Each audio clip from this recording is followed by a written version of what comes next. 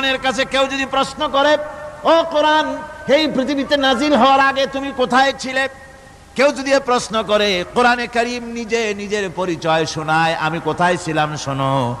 বাল হুয়া কুরআনুম মাজিদুন ফি লাউহিম মাহফুজ, বরং এই কিতাব অতীব মর্যাদা সম্পন্ন সুরক্ষিত ফলকে লিপিবদ্ধ ছিল, আমি ছিলাম লৌহে মাহফুজে, সেখান থেকে এসেছি।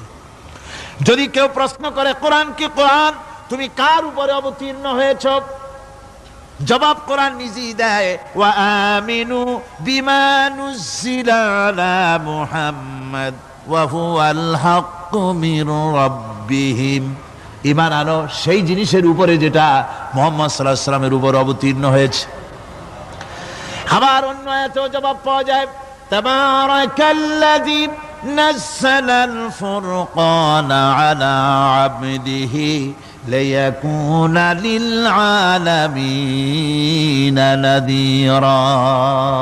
অতীব বরকতপূর্ণ মহান সত্তা সেই আল্লাহ রাব্বুল আলামিন, যিনি তার বান্দার পরে ফুরকান অবতীর্ণ করেছেন। সুবহানাল্লাহি ওয়া বিহামদিহি।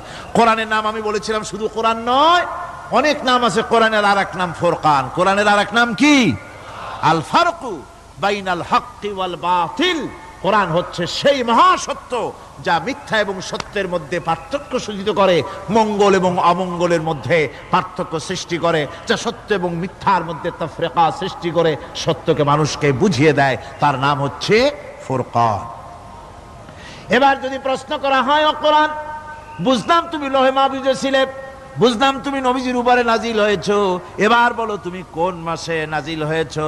তুমি তো আসছিলা প্রথম কোন মাসে নাজিল হয়েছো? এ প্রশ্ন যদি কেউ করে, কোরআন তার জবাবে বলবে, শাহরু রমাদানাল্লাযী উনজিলা ফীহিল কুরআন, রমজানের পবিত্র মাসে আমি অবতীর্ণ হয়েছি। সুবহানাল্লাহ।